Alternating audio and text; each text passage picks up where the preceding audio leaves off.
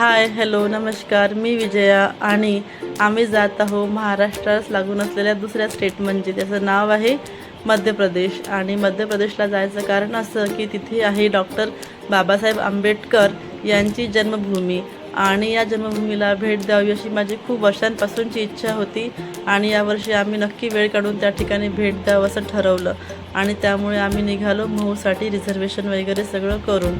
आणि खूप चांगला अनुभव होता. त्यासाठी आम्हाला जावं लागलं पहिले इंदोरला. आणि इंदोरला आम्ही जसंही पोचलो सकाळी तेव्हा बघितलं की सकाळी 6:30 वाजता एवढी स्वच्छता आणि एवढं स्वच्छ रस्ते सगळे ते पूर्ण एरिया दिसत होता की वाटलंच नाही की एवढं सकाळी सकाळी असं कसं काय, कुठेच झाडू मारणारा किंवा काही दिसत नव्हता. आणि नंतर मला एवढ्या स्वच्छतेचं कारणसुद्धा हे कळलं. त्यानंतर आम्ही तयारी करून आलो असतं रेल्वे स्टेशनला इंदोरच्या, कारण इथून आम्हाला पकडायची होती ट्रेन आंबेडकर नगरसाठी म्हणजे महूसाठी. महूचं आता नाव झालेलं आहे आंबेडकर नगर.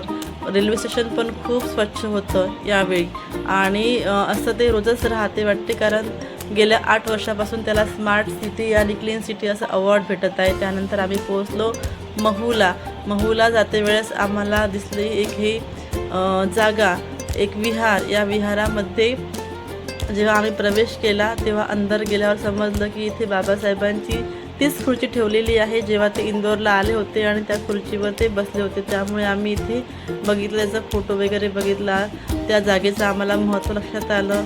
आणि या ठिकाणी नंतर इथे होते समता सैनिक दलाची मानवंदना. तर ही मानवंदना पण खूप सुंदर होती आणि इथे अशी अचानक मला मानवंदना पण घ्यायला भेटली. हे खूप चांगलं वाटलं मला. आणि त्यानंतर या ठिकाणी ही आहे रांगोळी आमच्या खुशबूने काढलेली.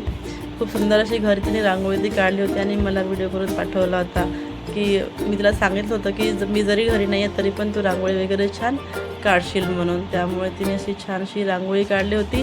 त्यानंतर आम्ही गेलो त्यांच्या जन्मभूमीला आणि या जन्मभूमीला गेल्यानंतर इथे हा सगळ्यात सुंदर असा यांचा एक पुतळा होता आणि जन्मभूमीची जागासुद्धा अतिशय सुंदर होती. स्तूपाप्रमाणे त्याचंवालं रचना केलेली होती.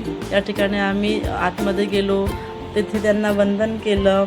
तिथलं ते जे आहे त्यांचंवालं स्थळ ते सगळं आम्ही बघितलं. आणि या ठिकाणी आम्हाला राजस्थानचे पण लोक भेटले होते. ते पूर्ण वेळ आमच्या सोबत होते.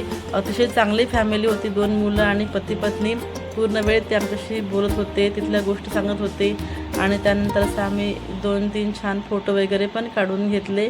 खूप सुंदर हा अनुभव होता आणि माझं स्वप्न पूर्ण झालं होतं. आणि अशाच वेळेस जे मध्य प्रदेशचे मुख्यमंत्री आहेत मोहन यादव, हे सुद्धा तिथे त्यांना नतमस्तक व्हायला अभिवादन करायला आले बाबासाहेबांच्या पुतळ्याला. आणि या ठिकाणी त्यांनी लोकांना पण संबोधित केले. त्यानंतर आम्ही एक जे खाली होतं तिथे बाबासाहेबांची अस्थी ठेवलेले आहेत त्या ठिकाणी गेलो आणि त्या ठिकाणी बाबासाहेबांच्या अस्थींना वंदन केलं आणि त्यांच्याकडून प्रेरणा घेतली. आणि त्याच्यानंतर मग हे पूर्ण एरिया जो होता खूप सुंदर चांगल्या पद्धतीने मध्य प्रदेश सरकारने हे केलेलं आहे, बनवलेलं आहे. अशा पद्धतीने हा आमचा टूर खूप छान झाला महूचा.